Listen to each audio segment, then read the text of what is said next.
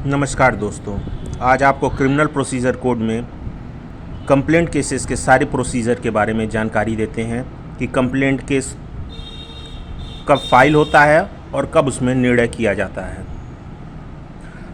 CrPC की धारा section 2D के तहत कंप्लेंट को डिफ़ाइन किया गया है।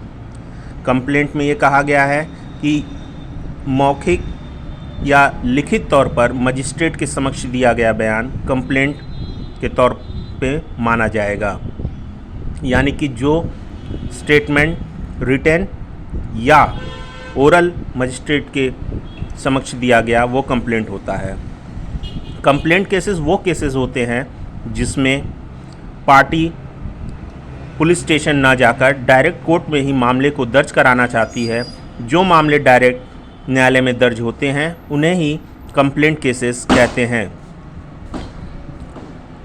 कंप्लेंट केसेस सेक्शन 191A के तहत मजिस्ट्रेट यानी कि जुडिशियल मजिस्ट्रेट कंप्लेंट केसेस का कॉग्निजेंस लेता है, यानी कि मामले का संज्ञान लेता है। मामले का संज्ञान लेने के बाद सेक्शन 200 सीआरपीसी के तहत कंप्लेनेंट यानी कि जो मामले का परिवादी है, जिसने मामले को दर्ज कराया है, उसका बयान दर्ज किया जाता है। उसका बयान दर्ज करने के बाद सेक्शन 202 के तहत कंप्लेनेंट ने जो गवाहों की सूची दी है, जो मामले के गवाह हैं, उनका बयान दर्ज किया जाता है। उनका बयान दर्ज करने के बाद यदि मजिस्ट्रेट को ऐसा लगता है कि अभियुक्त के विरुद्ध प्रथम दृष्टया मामला बन रहा है तो वो अभियुक्त को समन करता है। अभियुक्त को समन करने के बाद अभियुक्त न्यायालय आता है और अपना बेल कराता है। उसके बेल कराने के बाद सेक्शन 244 की प्रक्रिया अपनाई जाती है। इसमें कंप्लेनेंट यानी परिवादी का पुनः बयान दर्ज किया जाता है। उसका बयान दर्ज करने के बाद और यदि कंप्लेनेंट को ऐसा लगता है कि उसने जो 202 के तहत गवाहों के बयान दिलवाए थे उससे अलग और भी गवाहों का बयान उसको दिलवाना है, तो वह अभियुक्त को समन करने के तत्काल बाद अपने उन गवाहों की सूची न्यायालय में प्रस्तुत कर देनी पड़ती है। सेक्शन 244 के तहत डिफेंस चाहे तो कंप्लेनेंट का क्रॉस एग्जामिनेशन कर सकता है। उसके बाद यदि न्यायालय को ऐसा लगता है कि अभियुक्त के विरुद्ध मामला नहीं बनता है तो वो सेक्शन 245 के तहत अभियुक्त को डिस्चार्ज कर सकता है।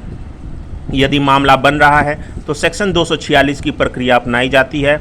इसमें कंप्लेनेंट का पुनः बयान दर्ज किया जाता है और यदि कंप्लेनेंट अपना बयान दर्ज नहीं कराना चाहता है और कहता है कि उसने 244 के तहत जो बयान दिया है उसे ही पढ़ लिया जाए, तो न्यायालय उस बयान को पढ़ लेता है और वो एविडेंस के तौर पर स्थापित कर दी जाती है। उसके बाद डिफेंस कंप्लेनेंट और उसके गवाहों का क्रॉस एग्जामिनेशन करता है।